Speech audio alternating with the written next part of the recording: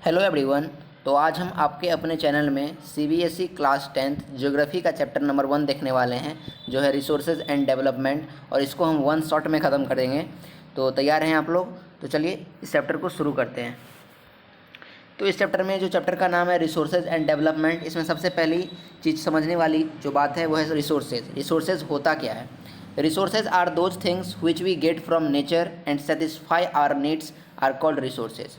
अच्छा, एक बात बताओ आप लोग, जिस जिस चीज़ से आप मेरा अगर अभी वीडियो देख रहे हो वो क्या आपके लिए रिसोर्स नहीं है? बताओ आप ये बात हमें कमेंट में कि जिस चीज़ का आप इस्तेमाल करके आप अपने चीज़ों को कंफर्टेबली ले पा रहे हो वो आपके लिए रिसोर्स नहीं है। ठीक है, तो ऐसा चीज़ जो हमें नेचर से मिला है, ठीक है, और वो हमारे नीड्स को पूरी तरीके से सेटिस्फाई कर रहा है, ठीक है, आपके टाइम को वो बचा रहा है, ठीक है, कहीं ना कहीं पे उस टाइम का आप यूटिलाइज़ किसी और काम में कर पा रहे हो। ठीक है, इसका मतलब क्या हुआ कि आप उस रिसोर्स का यूज़ कर रहे हो। ठीक है, तो रिसोर्स हमारा यही होता है कि हमें वो रिसोर्स, ऐसा चीज़ जो हमें नेचर से मिला है और हमें उसकी ज़रूरत है, उससे हमारी जो लाइफ है वो कंफर्टेबल हो जाती है। ठीक है, यही होता है रिसोर्स। इस तरह से आप यहाँ पर देख रहे हो कि एक लड़का खड़ा है, ठीक है, अगर इसके पास साइकिल होगी, ठीक है, तो ये आसानी से स्कूल जा सकता है। ठीक है, अगर इसके स्कूल ज़्यादा दूर है तो ठीक है, उसको अगर इसको पैदल चलना पड़े तो उसको बहुत दूर चलना पड़ेगा, लेकिन अगर साइकिल आ जाए तो वहाँ पर वो आसानी से, ठीक है, उसको अपने टाइम का वो कहीं और यूटिलाइज़ कर सकता है। ठीक है, आप देखते हैं टाइप्स ऑफ रिसोर्स। रिसोर्स के कितने टाइप्स हैं? Resources are of two types. Resources के दो टाइप्स होते हैं, एक होते हैं नेचुरल रिसोर्सेज, एक होते हैं मैन मेड रिसोर्सेज। ठीक है, नेचुरल रिसोर्स का मैंने आपको एग्जांपल यहाँ पर दिया हुआ है, ठीक है, जिसमें हमारे प्लांट, ठीक है, एनिमल्स, ठीक है, हो गए तुम्हारे, और भी आपके जो लिविंग थिंग्स हैं, ठीक है, या फिर कोई भी नेचुरल रिसोर्स जो नेचर से आए हुए हैं, ठीक है, वो होते हैं नेचुरल रिसोर्स। और man made resource, man made resource क्या हुआ कि जैसे जो नेचुरल रिसोर्स आपके जो वहाँ पर आई हुई है उसी को यूटिलाइज़ करके लोगों ने क्या कर दिया है, कोई और टाइप के रिसोर्स बना दिए हैं। ठीक है, वो होता है मैन मेड रिसोर्स। चलिए डिटेल में इसको देखते हैं। नेचुरल रिसोर्स क्या होता है? Natural resources are those resources which we get from nature. ठीक है, नेचुरल रिसोर्स ऐसा रिसोर्स है जो कि हमें नेचर से मिला है। ठीक है, वो आदमियों ने नहीं बनाया है, वो मैन ने नहीं बनाया है, या फिर वो किसी भी जेंटलमैन ने नहीं बनाया है, वो नेचर से आया हुआ चीज़ है। एग्जाम्पल आपका मिनरल्स। ठीक है, मिनरल्स आप सुने हो कि कोई किसी आदमी ने बनाया है। सॉयल, सॉयल आपका पहले से जिस ज़मीन पे आप रहते हो वो आपका नेचुरल है। ठीक है, वो नेचर से आया हुआ है। वेजिटेबल, सब्जियां, जो साग सब्जी जो आप खाते हो, ठीक है, या फिर मार्केट में जाकर के आप कभी कभार खरीदते होगे, तो ये सब नेचुरल चीज़ें हैं। ठीक है, ये साल भर इनका जो इसका जो प्लांटेशन होता है वो चलता रहता है। ठीक है, आप उसमें जैसे जिस तरह से उसका प्रोसेसिंग करते हो प्लांट्स का, और उसमें से आपको वेजिटेबल यानी फ्रूट्स आप उसमें से लेते हो। ठीक है, जैसे आपका टाइप्स ऑफ नेचुरल रिसोर्सेज में हो गया सन, फॉरेस्ट, सन सूर्य हो गया, फॉरेस्ट जंगल हो गया, रॉक चट्टान हो गया, मिनरल्स हो गए आपके जो ज़मीन की खुदाई करके निकाली जाती है, एनिमल्स जानवर लोग हो गए।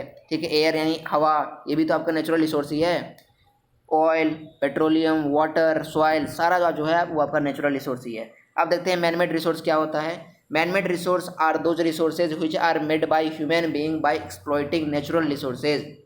अभी मैंने आपको बताया कि ऐसे रिसोर्स जो चीज़ नेचर से आए हुए हैं और उन नेचुरल रिसोर्स को यूटिलाइज करके लोगों ने क्या कर दिया है कि कुछ और कंफर्टेबली चीज़ बना दिए हैं, और वो होते हैं मैन मेड रिसोर्स। जैसे यहाँ पर आपको एग्जांपल दिखेगा बल्ब का।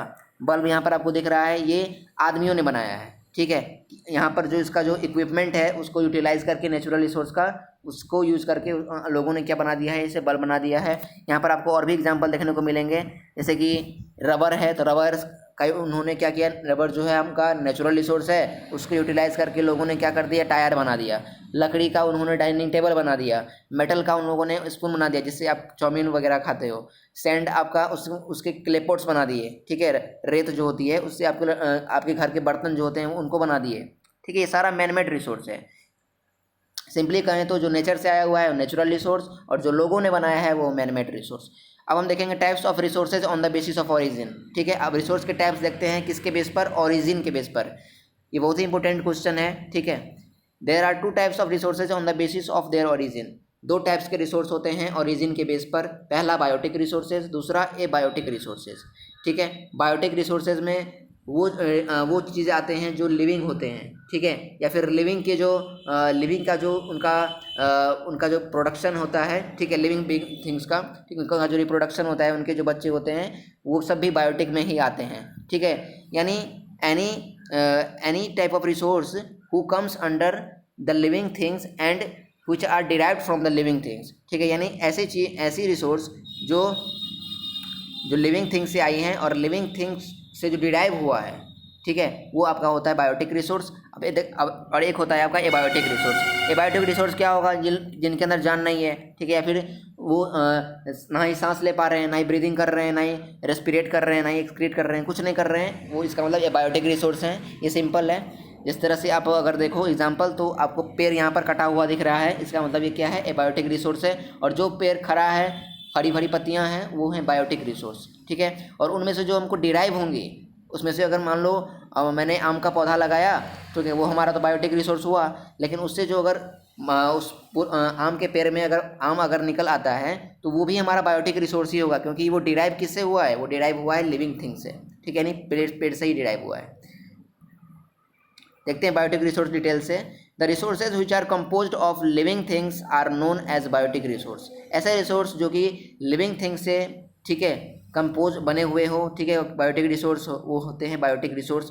जैसे आपको हरी भरी यहाँ पर पेड़ें दिख रही हैं, ठीक है, यहाँ पर आप क्यूट सा एनिमल देख रहे हो, यहाँ पर एलिफेंट देख रहे हैं तालाब के पास पानी पीते हुए, ये सब होते हैं biotic resource.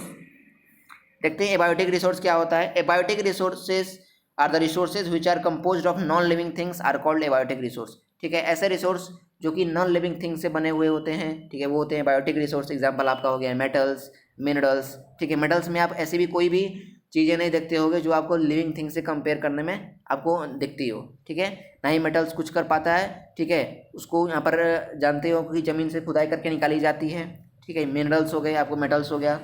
Abiotic resources are also natural resources. ये बात आप नोट कर लेना अपने कॉपी में कि जो एबायोटिक रिसोर्स होता है वो भी नेचुरल रिसोर्स होता है, ठीक है। आपका एग्जांपल यहाँ पर दिखाई दिया मैंने, मिनरल्स तो एबायोटिक हैं, लेकिन वो कहाँ से निकले हुए हैं? वो जमीन की खुदाई से निकले हुए हैं। इसका मतलब ये क्या है? नेचुरल रिसोर्स है। Types of resources on the basis of exhaustibility. फिर से देखते हैं रिसोर्स के टाइप्स। अब किसके बेस पर हम देखेंगे? अब देखेंगे एग्जॉस्टिबिलिटी के बेस पर। इसके भी दो टाइप्स होते हैं, एक होता है रिन्यूएबल, एक होता है नॉन रिन्यूएबल। रिन्यूएबल में आपका एग्जाम्पल आ जाता है सोलर एनर्जी का, ठीक है, सोलर एनर्जी हो गया, यानी ऐसी चीज़ें जिसको आप दोबारा से रिन्यू कर सकते हो, ठीक है, बार बार उसको आप यूज कर सकते हैं। जिस तरह से आपका एग्जांपल हो गया, जैसे आपने क्या किया कि पानी लिया, एक बोतल पानी लिया, उसको आपने फ्रीज कर दिया तो पत्थर बन गया। पत्थर बनने के बाद क्या होगा कि उसको आप फिर से उसी स्टेट में ला सकते हो, solid to liquid, liquid to gas. आप लोगों ने साइंस में पढ़ा होगा। ये आपका होता है रिन्यूएबल रिसोर्स, ऐसा रिसोर्स जिसको हम दोबारा से कामों में ला सकते हैं, ठीक है। अगर मुझे ज़रूरत पड़े तो हम उस चीज़ों को दोबारा से उस कैपेबल कर सकते हैं कि वो उस चीज़ों में कन्वर्ट हो जाए। और नॉन रिन्यूएबल ऐसा रिसोर्स होता है जो एक बार यूटिलाइज हो गया, उसको दोबारा नहीं लाया जा सकता, वो ख़त्म हो जाती है। एग्जाम्पल हो गया कोयला को आप लोग अच्छी तरह से एक बार यूटिलाइज कर दिया, उसको आपने जला दिया, तो फिर खाक होकर के वो रह जाएगा, वो दोबारा से रिन्यू नहीं हो पाएगा। नेचुरल गैस हो गया एग्जाम्पल, ऑयल हो गया, तेल को आपने अच्छे से यूटिलाइज कर लिया, पेट्रोलियम हो गया, ये सब बताया नॉन रिन्यूएबल में। अब देखते हैं रिन्यूएबल रिसोर्स क्या होता है। Renewable resource which can be renewed और रिप्रोड्यूस्ड बाय फिजिकल, केमिकल और mechanical processes are known as renewable और रिप्लेनिसेबल रिसोर्स। ये आपका बहुत ही इंपॉर्टेंट क्वेश्चन है कि रिन्यूएबल रिसोर्स को हम और कौन सा रिसोर्स कह सकते हैं। आपको वन वर्ड में क्वेश्चन आएगा ये पक्का। Replenishable resources are the another name of renewable resources. Got it? ठीक है, तो ऐसे रिसोर्स जिसको हम दोबारा से रिन्यू कर सकते हैं, दोबारा से उसको कामों में ला सकते हैं, ठीक है। और उसके लिए मुझे या तो फिजिकल मेथड अप्लाई करना पड़े, केमिकल मेथड अप्लाई करना पड़े, या फिर मैकेनिकल मेथड अप्लाई करना पड़े। किसी भी मेथड से आप अगर किसी चीज़ को कन्वर्ट कर रहे हो, ठीक है, रिन्यू कर रहे हो, तो वो आपका रिन्यूएबल रिसोर्स होता है, और इसको हम कहते हैं रिप्लेनिसेबल रिसोर्स भी। देखिए यहाँ पर सोलर एनर्जी आपका क्या हो रहा है, यहाँ पर बार बार उसको अगर आप क्या करोगे, सोलर एनर्जी के सामने लाओगे, ठीक है। सोलर एनर्जी आपका ये है, इसमें क्या होगा कि ये चार्ज हो जाता है धूप में, और इसको आप अच्छे से यूटिलाइज करके ये डाउन अगर हो जाएगी तो फिर से इसको आप रिन्यू करके इसको बार बार लगातार यूज कर सकते हो। इसी तरह से बिजली भी है आपका रिन्यूएबल रिसोर्स, ठीक है। अगर जब तक इसका कैपेसिटी है तब तक वो चल सकता है, और अगर वो ख़राब हो जाए तो उसमें उसको आप इक्विपमेंट अप्लाई करके उसमें अच्छे से कनेक्शन सेट करके आप फिर से उसको यूज में ला सकते हैं। अब देखते हैं नॉन रिन्यूएबल रिसोर्स क्या होता है। Non renewable resource occur over a very long geological time, ठीक है। नॉन रिन्यूएबल रिसोर्स में एक ये खासियत है कि उसको रिन्यू तो नहीं किया जा सकता है, लेकिन वो लंबे समय तक टिक जाता है एक बार, ये बात है। थोड़ा सा वो टाइम लेता है, ठीक है, उसको ख़त्म होने में, लेकिन अगर ख़त्म होगा वो तो जड़ से ही ख़त्म हो जाएगा। एग्जांपल आपका मिनरल्स, फॉसिल फ्यूल्स, इसको मिनरल्स को ख़त्म होने में टाइम लगते हैं, जलने में टाइम लगते हैं। फॉसिल फ्यूल्स आपका हो गया, ये सब थोड़े समय के लिए रहते हैं, ठीक है, as compare to renewable resource. It is lived more than that of renewable resource, ठीक है। लेकिन अगर ये इनका काम अगर एक बार हो जाए तो वो साफ़ हट जाते हैं, ये ख़त्म हो जाते हैं। ये होते हैं नॉन रिन्यूएबल रिसोर्स, इसको हम दोबारा से यूज़ में नहीं ला सकते हैं। जैसे एग्जांपल आपका कोयला हो गया, फॉसिल फ्यूल हो गया, न्यूक्लियर एनर्जी हो गया, नेचुरल गैस हो गया, इसको आपने एक बार यूटिलाइज कर लिया तो दोबारा से यूज़ में नहीं लाया जा सकता है। Types of resources on the basis of their ownership, आप देखेंगे ऑनरशिप के बेस पर रिसोर्स के types. This are of 4 types, इसके 4 टाइप्स होते हैं, ठीक है। एक हो गया इंडिविजुअल रिसोर्स, दूसरा हो गया कम्युनिटी ओन रिसोर्स, तीसरा हो गया नेशनल रिसोर्स और चौथा हो गया इंटरनेशनल रिसोर्स। ये बात याद रखना आप लोग कि अब देखो इंडिविजुअल, अब चारों टाइप्स को हम डिटेल में पढ़ेंगे, तो चलिए पहले पढ़ते हैं इंडिविजुअल रिसोर्स क्या होता है। The resources which are owned by a single individual person are called individual resources. ऐसे रिसोर्स जो कि आपका अपना है, ठीक है, आप उसके लिए प्रिजर्व करते हो, ठीक है, वो आपका अपना, आपने उस चीज़ों को पर्सनली ख़रीदा है, ठीक है। जो चीज़ आपका अपना है, जिस फ़ोन से आप मेरा वीडियो देख रहे हो, वो अगर आपका अपना फ़ोन है, इसका मतलब वो आपका इंडिविजुअल रिसोर्स है, ठीक है। यानी ऐसे रिसोर्स जिस पे किसी और का हक ना हो, एक पर्सनल इंडिविजुअल का हक हो, वही होता है इंडिविजुअल रिसोर्स। एग्जांपल आप देख लो, बाइक ऑफ एन इंडिविजुअल। इस आदमी को देखो, ये पहाड़ी इलाका में आराम से गाड़ी चला करके हवा खा रहा है, ठीक है, कहीं इसके मुँह में कीड़े ना चले जाए, तो ये आपका होता है इंडिविजुअल रिसोर्स। आपका यहाँ पर घर दिख रहा होगा, घर है, घर भी आपका एक इंडिविजुअल रिसोर्स है। अगर आपने इसके लिए खुद से बनवाए हैं अगर इस घर को, ठीक है, आपसे इसको कोई घर नहीं जाके छीन सकता है, ठीक है, वो आपका अपना घर है, इसलिए आपका इंडिविजुअल रिसोर्स है। अब देखते हैं community owned resource. Community owned resource, the resources which are owned and controlled by members of a community are called community owned resource. ऐसे रिसोर्स जो खुद पे तो उसका अधिकार है, ठीक है, वो खुद उसमें ऐसे रिसोर्स जो वो खुद के लिए एप्लीकेबल है, लेकिन उसके साथ साथ उन एरिया के, ठीक है, उन कॉलोनी के जो मेंबर्स होते हैं उन सभी के लिए वो होती है, तो वो आपका होता है कम्युनिटी ओन्ड रिसोर्स। जैसे आपका एग्जांपल से आपको समझाते हैं, public park, temple, mosque etcetera.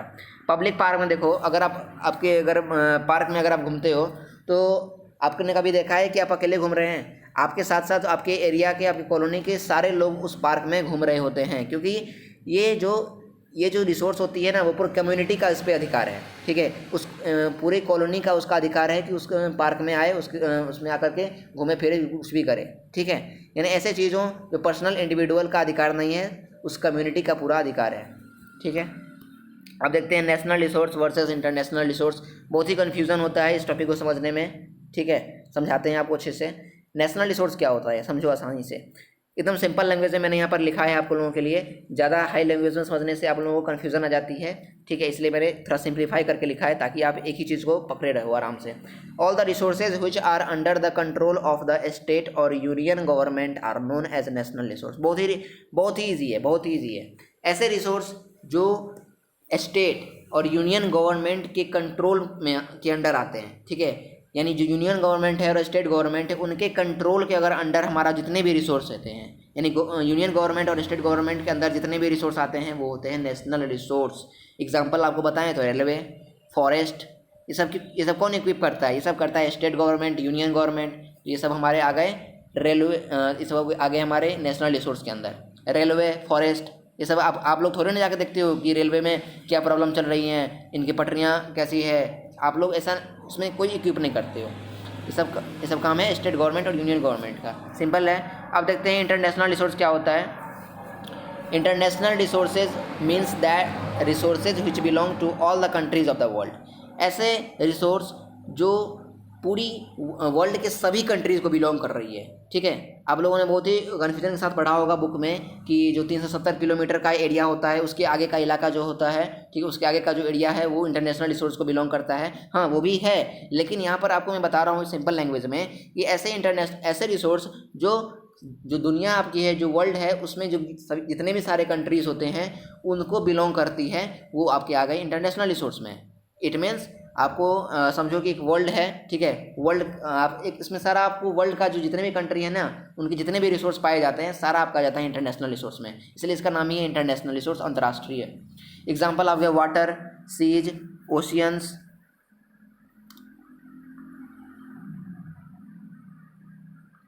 आ गया, हाँ, water, seas and oceans etcetera. इसमें आपके कौन कौन से एग्जाम्पल आ गए? पानी हो गया, वाटर मतलब पानी का आपका पूरी यानी किसी का भी अधिकार हो सकता है ना, आपका जो पॉन्ड है, तालाब है, समुद्र हो गया, सीज एंड ओशियंस, इसमें पूरी दुनिया का अधिकार है कि उस पर जा कर के वो घूम सकते हैं, टूरिज्म कर सकते हैं, यानी सबका अधिकार, यानी पूरी दुनिया को में सभी कंट्री जो है वो इसके साथ जो इक्विटेबल हैं वो एक साथ जो है एंजॉय करने के लिए यहाँ पर पूरी दुनिया में घूम सकते हैं, ठीक है। अब देखते हैं types of resources on the basis of status of development, ठीक है। अब इसके भी 4 टाइप्स हैं, potential resource, developed resource, stock and reserve. बहुत ही ईजी टॉपिक है ये। पोटेंशियल रिसोर्स को समझते हैं। पोटेंशियल रिसोर्स क्या होता है? Resources which are found in a particular region and are not exploited efficiently and effectively, ठीक है। ऐसे रिसोर्स जो किसी पार्टिकुलर रीजन में, किसी पार्टिकुलर एरिया में पाए जाते हैं लेकिन उनका यूटिलाइजेशन अभी नहीं हो रहा है, ठीक है, हो तो रहा है लेकिन ज़्यादा एफिशिएंटली यूज़ नहीं हो पा रहा है, ठीक है, due to lack of technology, ठीक है, समझ गए ना।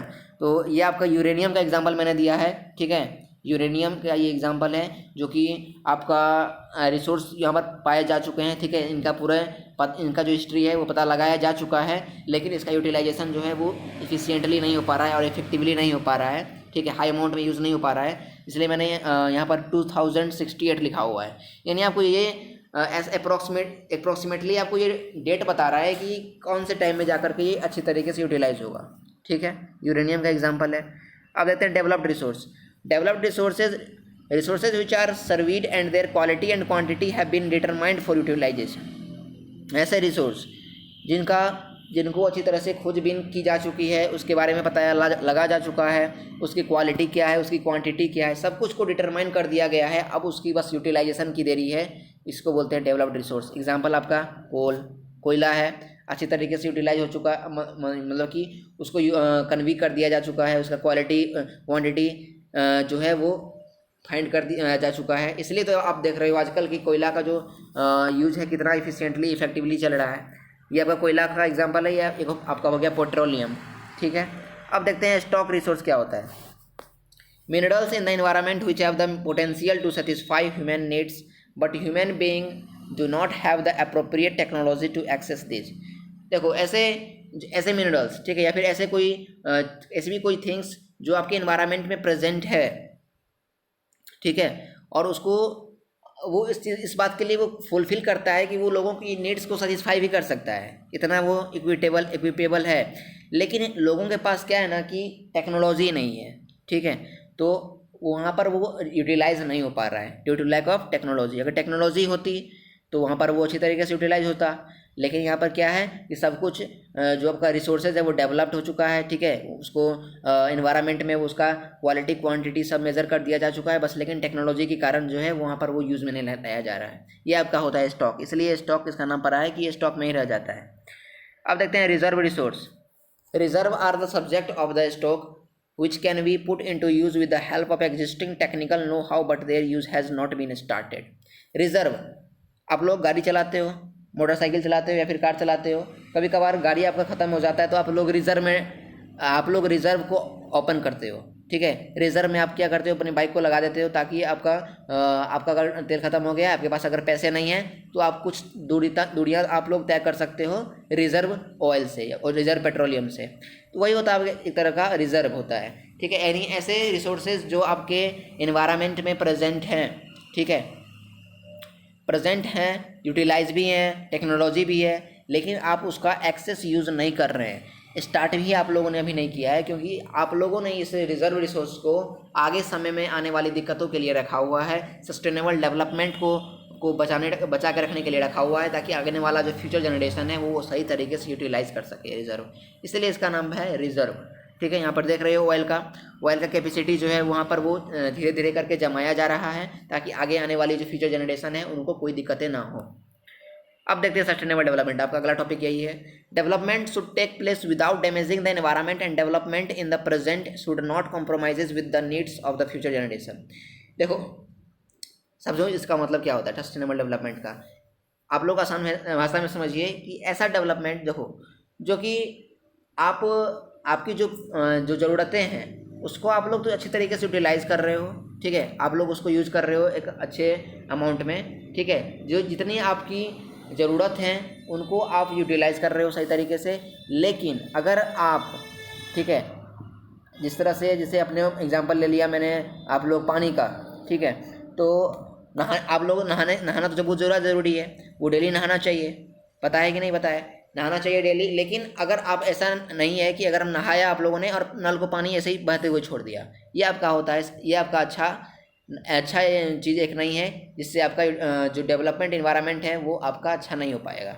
ठीक है, यानी ऐसी चीज़ें जो आपकी फुलफिल को भी पूरा करते हो, आपके इन्वायरमेंट को भी डैमेज ना करें, ठीक है, और हमारी जो ज़रूरतें हैं उसके साथ भी कॉम्प्रोमाइजेशन नहीं होना चाहिए, वो आपका सस्टेनेबल डेवलपमेंट होता है। यानी आप यूज़ भी करो, एक्सेस यूज़ ना करो, और आने वाली फ्यूचर जनरेशन के लिए बचा के रखो बिना इन्वायरमेंट को डैमेज किए हुए, वो आपका सस्टेनेबल डेवलपमेंट में आता है। अब जानिए एक इम्पोर्टेंट टॉपिक चैप्टर का, रियो डी जेनेरो अर्थ समिट 1992। इसमें एक मीटिंग होता है, आप लोग पढ़ेंगे आगे। इन जून 1992 more than 1000 heads of states meet in Rio de Janeiro in Brazil for the first international summit। 1992 में क्या हुआ जून में कि हज़ारों जो हमारे स्टेट्स थे, ठीक है, कई सारे जो स्टेट्स थे उनमें से हज़ारों हेड्स जो है वो आए, और ब्राज़ील में रियो डी जेनेरो एक जगह का नाम है, वहाँ पर आए ब्राज़ील में। एक इंटरनेशनल समिट वहाँ पर होना था, अंतर्राष्ट्रीय मीटिंग होनी थी। The summit was convened for addressing urgent problems of environmental protection and socio economic development at the global level. ये जो समिट था ना, ठीक है, ये समिट यानी मीटिंग, वो इसलिए कन्वे किया गया ताकि जो इन्वायरमेंटल यानी जो हमारे पर्यावरण में जो प्रोटेक्शन की जो प्रॉब्लम्स हैं वो नहीं हो पा रही थी, ठीक है, और उसका जो यूटिलाइजेशन सही तरीके से नहीं हो पा रहा था, ठीक है, जो गरीब लोग हैं उनको बहुत सारी दिक्कतें आ रही थी, उसी को कैरी करने के लिए उन लोगों ने क्या किया, एक मीटिंग को कन्वी किया ग्लोबल लेवल पे, ताकि सभी को कोई दिक्कतें ना हो। The assembled leaders signed the declaration on global climate change and biological diversity. वहाँ पर जो नेता लोग थे उन्होंने भी एक डिक्लेरेशन साइन किया, ठीक है, एक डिक्लेरेशन साइन किया, ताकि जो हमारी जो क्लाइमेट है उसमें जो चेंज हैं वो इस तरीके से नहीं होना चाहिए कि किसी को अच्छा अमाउंट ऑफ रिसोर्स मिले और किसी को अच्छा अमाउंट ऑफ रिसोर्स मिले ही ना, ठीक है, तो इसका बदलाव आना चाहिए ताकि सभी के लिए इक्वली हो और बायोलॉजिकल डाइवर्सिटी भी बना रहे। बायोलॉजिकल डाइवर्सिटी क्या होता है, जिसमें प्लांट्स, एनिमल्स, सब लोग आप लोग मिलजुल करके एक साथ रहते हैं, ठीक है। The Rio convention endorsed the global forest principles and adopted agenda 21 for achieving sustainable development in the 21st century. जो रियो कन्वेंशन था, ठीक है, वो उन्होंने एक एजेंडा 21 एडॉप्ट किया, ठीक है, उस मीटिंग के दौरान, ताकि वो सस्टेनेबल डेवलपमेंट ला सके 21st सेंचुरी में, ठीक है। अब देखते हैं एजेंडा 21 क्या होता है, बहुत ही इंपॉर्टेंट टॉपिक है। आपका एक 5 नंबर का क्वेश्चन है, वो आप लोग नोट करिए अपनी कॉपी में कि what is the aim of agenda 21।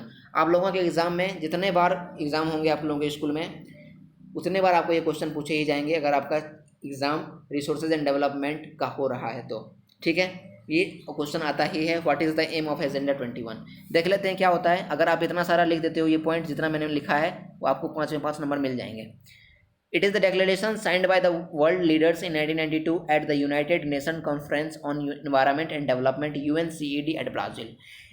इसमें क्या हुआ ना कि लोग बहुत सारे लीडर्स मिल करके उन्होंने एक डिक्लेरेशन साइन किया कि जो हमारा जो पूरी यूनियन गवर्नमेंट या फिर यूनाइटेड नेशन है, उस लोगों ने कॉन्फ्रेंस करके बताया कि जो हमारा जो इन्वायरमेंटल प्रोटेक्शन, ठीक है, शुड बी प्रॉपर होना चाहिए, और डेवलपमेंट जो है वो भी सही मायने में होना चाहिए। ठीक है, यही मीटिंग उन्होंने डिक्लेयर किया इसका। और यहाँ पर ये एक फुल फॉर्म याद रखिएगा UNCED का, बहुत ही इंपॉर्टेंट फुल फॉर्म है ये UNCED, united nation conference on environmental and development at Brazil. Brazil में कहाँ पे हुआ? तो ब्राज़ील में। It aims at achieving global sustainable development, इसका एम क्या था आपका? जो अगर वन वर्ड में क्वेश्चन आए what is the aim of agenda 21, तो आप डालेंगे it's aim is to achieving global sustainable development. इसका एम था सस्टेनेबल डेवलपमेंट को अचीव करने का।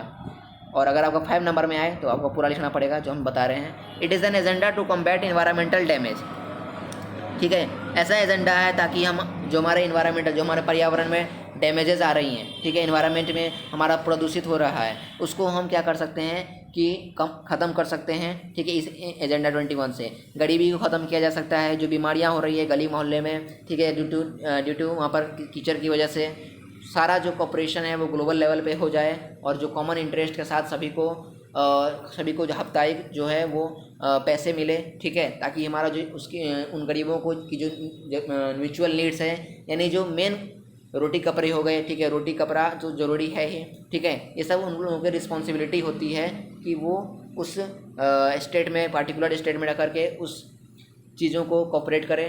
यही आपका मीटिंग हुआ था एजेंडा 21 में। One major objective of the agenda 21 is that every local government should draw its own local agenda 21। और एक इसका मेजर एक ऑब्जेक्टिव भी था एजेंडा 21 का कि जो हमारा जो जितना भी लोकल गवर्नमेंट है उनको एक अपना लोकल एजेंडा 21 बनाना चाहिए, ठीक है। अगर आप इस बात से राज़ी हो तो आप हमें कमेंट करके बताना कि ये बात सही है या नहीं है। मेरे लिए तो भाई बहुत ही ज़्यादा सही है ये बात। ये ऑब्जेक्टिव होना बहुत ज़रूरी था कि जितने भी लोकल गवर्नमेंट है उन हर लोकल गवर्नमेंट के पास लोकल एजेंडा 21 होना चाहिए, ताकि इतना भी लोकल अगर ऐसा रहता अगर पहले से, तो आज आपको गांव मोहल्ले में ऐसी देखने को कॉलोनी में देखने को नहीं मिलती, ठीक है। तब आपको इक्वली डिस्ट्रीब्यूटेड आपका होता, गरीबों की म्यूचुअल नीड्स को देखी जाती, ठीक है। अब आते हैं रिसोर्स प्लानिंग पे। Resource planning includes the strategy and ideas to be used while exploiting resources so that present and future needs can be fulfilled. Resource का प्लानिंग करना क्यों ज़रूरी है? ताकि हम अपने लाइफ की स्ट्रेटजी तैयार कर सकें, ठीक है, अपने आइडिया को यूटिलाइज़ कर सकते हैं, अपने जो रिसोर्स हैं उसको हम अपने तरीके से स्ट्रेटजी बना करके उसका हम फुलफ़िल कर सकते हैं, ठीक है। अगर आप लोगों को पता चल जाए कि जो टंकी है उसमें पानी अब 1-2 घंटे तक ही रहने वाला है, अच्छे तरीके से यूटिलाइज़ करो, तो आप लोग क्या करोगे? आप उसी 1-2 घंटे को पानी को आप हर दिन अगर और यहाँ पर प्लम्बर आपको बता दे कि 2-3 दिन तक ये ठीक नहीं हो सकती है, तो आप क्या करोगे कि उसी पानी को आप एक ही आधा टैंक को जो पानी है भरा हुआ है उसी को आप यूटिलाइज़ करोगे 2-3 दिन तक। यही तो होता है रिसोर्स प्लानिंग। आप लोग अपने जो ज़रूरतें होती है, नीड्स होती है, उसके लिए आप स्ट्रेटजी बनाते हैं ताकि हमारा जो आने वाला समय है वो अच्छी तरीके से बीते। Land resource, we live on land and performs our economic activities and use land in different veg.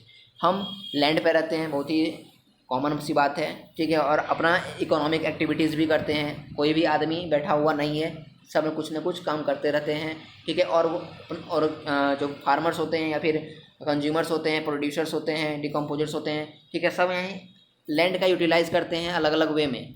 Land होता है क्या, इसका एक अच्छा मीनिंग समझो लैंड का। Land is an asset for finite magnitude, therefore it is important to use the available land for various purposes with careful planning। Land एक ऐसी चीज़ है जिसका आप लोग यूटिलाइज़ कर सकते हैं अच्छी तरीके से, और ये इम्पोर्टेंट भी है। अगर आप अपने लैंड का अच्छी मात्रा में यूटिलाइज़ कर रहे हैं बिना किसी इन्वायरमेंटल डिग्रेडेशन के, ठीक है, यानी बिना किसी डिफॉरेस्टेशन के, अगर आप केयरफुल प्लानिंग के साथ अगर आप लैंड को यूटिलाइज़ कर रहे हैं तो वो आपका लैंड नहीं स्वर्ग बन जाएगा, ठीक है। अब देखते हैं land utilization. Land resources are used for the following purpose. Land resource का भी यूज़ किया जाता है कुछ पर्पस के लिए, ठीक है, जैसे कि फॉरेस्ट हो गया। आपको अगर जंगल बनाना है, जंगल को क्रिएट करना है, तो आप लोग क्या करोगे? लैंड के रिसोर्स का यूज़ करोगे। लैंड रिसोर्स यूज़ करोगे कि नहीं करोगे? लैंड पे ही तो उगाओगे जंगल। Land not available for cultivation, ठीक है, ऐसी लैंड जो कल्टिवेशन के लिए अवेलेबल नहीं है, ठीक है, जैसे कि आपका हो गया बैरन और waste land. Barren and waste land मतलब ऐसे लैंड जो वहाँ पर क्रॉप्स जो हैं या फिर कोई भी फसल है वो नहीं उगाई जा सकती। Land put to non agricultural uses, ऐसे लैंड जो एग्रीकल्चरल की यूज़ में नहीं रखे जा सकते हैं, ठीक है, वो ग्रो ही नहीं करेगा। एग्जांपल आपका रोड्स हो गया, फैक्ट्रीज हो गया। आप लोग रोड पे कहीं प्लांट उगा सकते हो? नहीं उगा सकते हैं। फैक्ट्रीज में उगा सकते हैं, प्लांट्स नहीं उगा सकते हैं। It means it is land not available for cultivation, it means it is inverse two the environmental protection. Fellow lands, तीसरा है आपका फॉलो लैंड्स, ठीक है, इस पे आपका इस पर्पस पे डिपेंड करती है, इसका लैंड रिसोर्स जो है वो इसके लिए फेलो लैंड्स पर यूज़ किए जाते हैं। जैसे आपके हो गए करंट फेलो। करंट फेलो क्या होता है? करंट फेलो क्या होता है? ऐसे लैंड जिसको यानी एक एग्रीकल्चरल ईयर, यानी एक साल के अंदर में जो एक भी दिन जो फॉर वन और less than one agricultural year, ठीक है, एक साल के अंदर ही क्या किया, लैंड को उसने कल्टीवेट किए बिना उसको छोड़ दिया, वो आपका करंट फेलो लैंड होता है। Other than current fellow left, और दूसरा करंट फेलो अगर बात करें तो ऐसे लैंड जो कि कल्टीवेट में नहीं लाए गए हैं, ठीक है, बीते हुए 1 से 5 सालों में अभी तक उसमें यूटिलाइजेशन उसमें क्रॉप्स नहीं उगाए गए हैं, वो आपके होते हैं करंट फेलो लैंड्स, ठीक है। अब देखते हैं other uncultivated land excluding fellow land. अब कुछ अनकल्टिवेटेड लैंड को देख की बात कर लेते हैं, ठीक है, फेलो लैंड को हटा करके। तो वो है आपके permanent pastures and grazing land. ऐसे कुछ ज़मीनें हैं जहाँ पर ओवर ग्रेजिंग हो रही है। ओवर ग्रेजिंग का मतलब यहाँ पर गाय की जो चरवाहा होती है वहाँ पर ज़्यादा अमाउंट में हो रही है। Land under miscellaneous tree crops gropes not included in the net zone area. कुछ आपके ट्री क्रॉप्स ऐसे होते हैं जो नेट जोन एरिया पे उगाए जाते हैं लेकिन नहीं उगाए जा रहे हैं। कल्चरेबल वेस्ट लैंड, ऐसे लैंड जो 5 सालों तक कोई भी कामों में नहीं लाया गया है, ठीक है, उसको यूटिलाइज करने में नहीं यूज़ किया गया है, ठीक है। जिस तरह ओवर ग्रेजिंग आप लोग देख रहे हैं कि गाय यहाँ पर चरवाहे कर रही है। अब देखते हैं नेट सोन एरिया क्या होता है। Area sown more than once in an agricultural years plus net sown area is known as gross cropped area. सबसे पहले आप समझिए नेट सोन एरिया क्या होता है।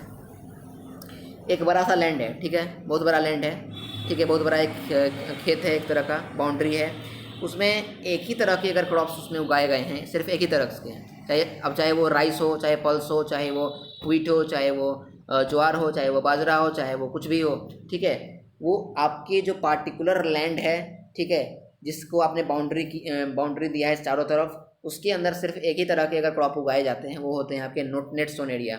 और नेट जोन एरिया के साथ साथ उसमें जो उसमें जो अगर नेट जोन एरिया में जो कोई बदलाव किए जाते हैं वो आप क्या होता है क्रॉस क्रॉप्ड एरिया, ठीक है। अब देखते हैं लैंड डिग्रेडेशन क्या होता है। Land degradation occurs when the economic and biological productivity of land is lost primarily through human activities. Land degrade क्यों हो रही हैं आप लोग? वो नेचुरल तो नहीं है, क्योंकि नेचुरल अगर होता ना तो वो लैंड ऐसे ही पड़ा रहता, ठीक है, वो अगर तब लैंड खराब नहीं होती। कि वो लोगों का क्या है कि ह्यूमन एक्टिविटीज़ के कारण क्या हो रही है कि लैंड जो है वो डिग्रेड कर रही है। जब इकोनॉमिक वो भी और लोग क्या कर रहे हैं अपने फ़ायदे के लिए पैसे लगा करके लैंड को यानी कटवा रहे हैं, ठीक है, पेड़ों को कटवा रहे हैं, लैंड को अपने रास्तों से हटवा रहे हैं, ठीक है। ह्यूमन एक्टिविटीज़ के ही कारण जो लैंड है वो डिग्रेड हो रहा है। अब लैंड डिग्रेडेशन का कारण भी जान लीजिए, ओवर यूटिलाइजेशन ऑफ रिसोर्स। अब रिसोर्स का यूज़ तो कर रहे हैं और इतना ज़्यादा यूटिलाइज कर रहे हैं रिसोर्स का, जिससे क्या हो रही है कि जो सूखा पड़ रही है, ठीक है, पेड़ सबको काट दिए जा रहे हैं। ओवर ग्रेजिंग हो गया, गाय की चरवाहें ज़्यादा से ज़्यादा अमाउंट में की जा रही है, तो अगर घास पत्तियाँ नहीं होगी तो फिर आगे कैसे उसका प्रोडक्शन बढ़ेगा। माइनिंग क्या होता है कि ज़मीन की खुदाई, excess amount of mining is harmful for the land degradation. Deforestation, पेड़ की कटाई हो रही है। लैंड कंजर्वेशन देखते हैं। अब लैंड को कुछ मैंने आपको यहाँ पर ड्रॉबैक्स क्या बताया, इसको मैंने लिमिटेशंस बताई कि लैंड की क्या है, कि उसको भी खराब उसकी यहाँ पर ह्यूमन एक्टिविटी के कारण कुछ जो है लैंड है वो डिग्रेड हो रही है, तो उसके लिए कंजर्व करने का भी उपाय है। लेकिन अगर ह्यूमन एक्टिविटीज़ ऐसा करना चाहे तो, ह्यूमन जो है वो ऐसा करना चाहे तो it is required for the concept of land conservation in a sustainable development way. देख लीजिए क्या वे है कि हम लैंड को कंजर्व कर सकते हैं, उसको अच्छे अमाउंट ऑफ में फिर ला सकते हैं, ठीक है। वो है मिनिमम यूटिलाइजेशन ऑफ रिसोर्स। अगर हम रिसोर्स का कम यूज करें तो वो हमारा जो लैंड है वो कंजर्व हो सकता है। मिनिमाइजिंग ओवर ग्रेजिंग, जो गाय का चरवाहा है वो अगर कम से कम हो पाएगी तो हमारा जो लैंड है वो भी तब भी कंजर्व रहेगा। Make efficient effort to reduce mining, ठीक है। ओवर माइनिंग जो है वो भी अगर कम हो तो भी क्या होगा, कि इससे हमारा क्या होगा कि एफर्ट उस पर कम पड़ेगा लैंड पे, और इससे हमारा लैंड कंजर्व रहेगी, उसको फिर उस पर फिर क्रॉप्स भी उगाए जा सकते हैं। अफॉरेस्टेशन क्या है? अगर आप प्लांटिंग ऑफ, आप लोग जानते हैं फॉरेस्टेशन का डिफिनेशन, प्लांटिंग ऑफ फॉरेस्ट, ठीक है, is known as afforestation. तो अगर आप एक्सेस ज़्यादा से ज़्यादा आप लोग प्लांट लगाओगे तो इससे आपका फॉरेस्टेशन होगा, जिससे आपकी लैंड जो है कंजर्व रहेगी। अब देखते हैं सॉइल एज अ रिसोर्स, बहुत ही इंपॉर्टेंट टॉपिक है, और ये टॉपिक आपका लास्ट टॉपिक है soil as a resource chapter का। Soil is the most important renewable natural resource, it is the medium of plant growth and supports different types of living organisms on the earth. Soil जो है बहुत ही important renewable natural resource होता है, ठीक है, जो नेचुरल रिसोर्स से आया हुआ है, और इसका जो मीडियम है वो है प्लांट को ग्रो करना, ठीक है। सॉइल बना ही किस चीज़ के लिए है? प्लांट को ग्रो करने के लिए, और ये लिविंग ज़रूरी नहीं है कि प्लांट के लिए ये फ़ायदेमंद है, ये लिविंग ऑर्गेनिजम्स जो उस सॉइल पे रह रहे हैं, उस लैंड पे रह रहे हैं, उसको भी सपोर्ट करते हैं अलग अलग महीने में। The soil is a living system, soil का दूसरा नाम क्या है? Living system. जो हमारा लिविंग सिस्टम है वो सॉइल है, सॉइल पे के ही कारण आप लोग जी रहे हो। सॉइल अगर नहीं होती तो प्लांट नहीं उगते, प्लांट नहीं उगते तो उससे फल नहीं आती, फल नहीं आती तो आप लोग नहीं खा पाते, साग सब्जियाँ नहीं आती तो नहीं खा पाते, और आप लोग सर्वाइव नहीं कर पाते। It takes millions of years to form soil, और इसको कई मिलियंस ऑफ ईयर्स लगे हैं। मिलियंस ऑफ ईयर्स मतलब लाखों साल लग गए हैं इसको सॉइल को फॉर्म होने में, ठीक है। अब देखते हैं, अब सॉइल को क्लासीफाई भी किया गया है, ठीक है, उसके फिजिकल केमिकल प्रॉपर्टीज़ पे, ठीक है। India has varied relief features, India के पास जो है रिलीफ फीचर्स हैं, लैंड फॉर्म्स हैं, लैंड के टुकड़े हैं, क्लाइमेटिक रील्स हैं, वेजिटेशन टाइप्स हैं, जलवायु के रिल्स हैं, यानी अलग अलग आपके कंट्री के बेस पर अलग अलग जो लैंड फॉर्म्स होते हैं उनके बेस पर यहाँ पर सॉइल को क्लासीफाई किया गया है। This have contributed in the development of various types of soil, ठीक है, इसको डेवलप किया गया है अलग अलग टाइप ऑफ सॉइल में। देखते हैं वो सॉइल्स कौन कौन सी है। सबसे पहला सॉइल देखते हैं, एलुवियल सॉइल क्या होता है। A young soil derived from river, estuarine और marine deposits and having a high fertility. ऐसे सॉइल जो आपका रिवर के साइड में पाया जाता हो, रिवर के साइड वाइड के एरिया में पाया जाता हो, और वो डिपॉजिट होता है, और वो एक मैराइन नेचर का होता है। मैराइन नेचर क्या होता है कि मतलब वो अब वो क्ले टाइप का होता है, यानी चिपचिपा सा होता है, और उसको एक उसकी हाई फर्टिलिटी होती है। आप लोग ऑब्जर्व करोगे कि अगर आप सूखी ज़मीन पे और दलदली ज़मीन पे अगर आप प्लांट लगाते हो तो सबसे पहले ग्रो कहाँ करेगा? तो दलदली वाली हुई ज़मीन पे। This soil is found in northern plain of India, और ये सॉइल जो है वो इंडिया के उत्तरी प्लेन में पाया जाता है। अब देखते हैं एलुवियल सॉइल के टाइप्स भी हैं, एक होते हैं खादर, एक होते हैं बांगर। देखते हैं खादर क्या होता है। The khadar soil are found in low area of valley, bottom of a valley which are flooded every year. खादर सॉइल जो होता है ना वो वैली के छोटे छोटे एरिया में पाए जाते हैं, ठीक है, वैली के नीचे हो सकता है चाहे वो, ठीक है, चाहे फिर जो हमारे बाढ़ें आती है उस टाइम पे वो खादर सॉइल जो है वो उस टाइप का फॉर्मेशन करती है, क्योंकि जो हमारा बाढ़ अगर आती है तो पानी का फ्लोटेशन ज़्यादा होता है, पानी का फ्लोटेशन होने की वजह से उसमें कंकड़ नोड्यूल्स नहीं हो पाते हैं, और ये हमारे होते हैं खादर सॉइल। आप लोग जानते हो कि जिस तरह से अगर जहाँ पर पानी जमा हुआ है लंबे समय तक, उसको अगर हटा दिया जाए पानी को, तो वहाँ पर कुछ कंकड़ नोड्यूल्स रहते हैं, तो वो आपके होते हैं बांगर सॉइल।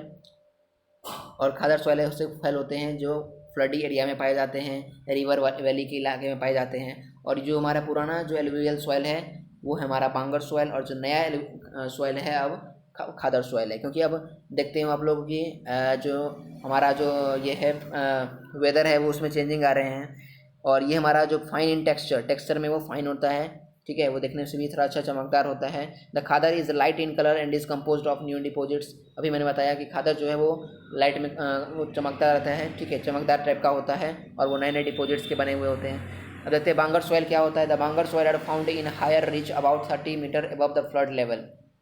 बांगर सॉइल ऐसे सॉइल होते हैं जो कि ऊंची इलाके में पाए जाते हैं, ठीक है, लगभग 30 metre above the flood level के भी ऊपर लेवल में, यानी माउंटेनियस टाइप का इलाका हो गया वो, जिसमें बांगर सॉइल पाए जाते हैं, और इसमें कंकड़ नोड्यूल्स होते हैं।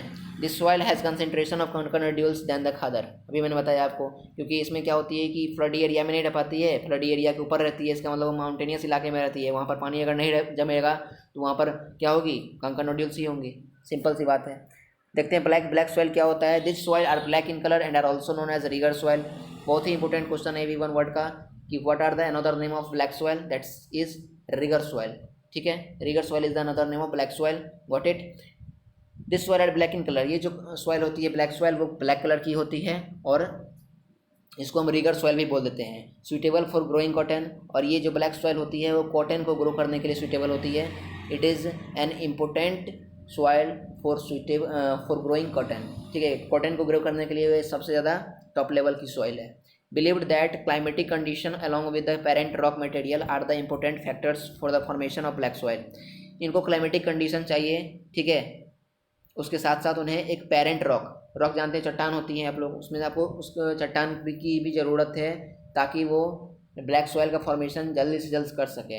ठीक है, लेकिन ये सफिशियंट है कि अगर आप ब्लैक सॉइल से दे रहे हो तो वो आपका जो प्लांट है वो जल्दी से जल्दी ग्रो कर सकती है। लेकिन उसके साथ साथ अगर आप रॉक मटेरियल पेरेंट रॉक डाल देते हो उसमें, तो उसके साथ और भी रॉक मतलब चट्टान, यानी होता है ना, आप लोग प्लांट को ग्रो करते हो तो मिट्टी के साथ साथ थोड़ा सा उसमें रेत भी डाल देते हो, पत्थर की रेत। उससे क्या होती है कि थोड़ा मजबूती बनी रहती है जड़ में और आसानी से प्लांट जो है वो ग्रो कर पाती है। जानते हैं रेड एंड येलो सॉइल के बारे में। Red soil develops in crystalline igneous rock. Red soil कहाँ डेवलप होते हैं? इग्नियस रॉक में, चट्टानी वाले इलाके में, खुरदुरा सा इलाके में पाए जाते हैं red and yellow soil. It is mainly found in low rainfall area, जहाँ पर बारिश कम होती है। जहाँ पर बारिश कम होगी तो वहाँ पर बंजर ज़मीन होगी, बंजर ज़मीन होगी तो वहाँ पर चट्टानें होंगी तो वहाँ पर आपके रेड एंड येलो सॉइल पाए जाते हैं। और ये हमारे पाए कहाँ जाते हैं? तो eastern and southern part of Deccan plateau, Deccan plateau के पूर्वी और दक्षिणी पार्ट में पाए जाते हैं। It is found in part of Orissa and Chhattisgarh. ठीक है, तो वो आपके उड़ीसा में और छत्तीसगढ़ में ज़्यादातर देखने को मिलते हैं रेड एंड येलो सॉइल। देखते हैं लेटराइट सॉइल क्या होता है। The laterite soil develops in areas with high temperature and heavy rainfall. Laterite soil कहाँ डेवलप होता है? जहाँ पर ज़्यादा से ज़्यादा हाई टेम्परेचर होती है, approximately 60 to 70 degree Celsius, 50 degree Celsius. ठीक है, और जहाँ पर ज़्यादा टेम्परेचर है ज़्यादा बारिश भी हो रही है, यानी आप इसको समझने की कोशिश करें तो उस टेम्परेचर जो है वो माहौल गर्म भी उसको चाहिए और ठंड बिल्कुल भी ठंडी चाहिए। हैवी रेनफॉल होगी तो क्या होगी? ठंडी मौसम होगी वहाँ पर। इसका मतलब सुबह के टाइम पर के उसको हाई टेम्परेचर चाहिए, ठीक है, सूर्य से सन से, और हैवी रेनफॉल आपको उसको भी चाहिए ताकि वो जो उसने ऑब्जर्व किया है, उसने उसको इक्विप किया है उस सॉइल ने, उसको फिर उसके इलाके को, अपने एरिया को ठंडा कर सके ताकि प्लांट का जो फ्लोटेशन है वो जल्दी से हो सके। Humans content of the soil is low because most of the microorganism, particularly the decomposer like bacteria, destroyed due to high temperature।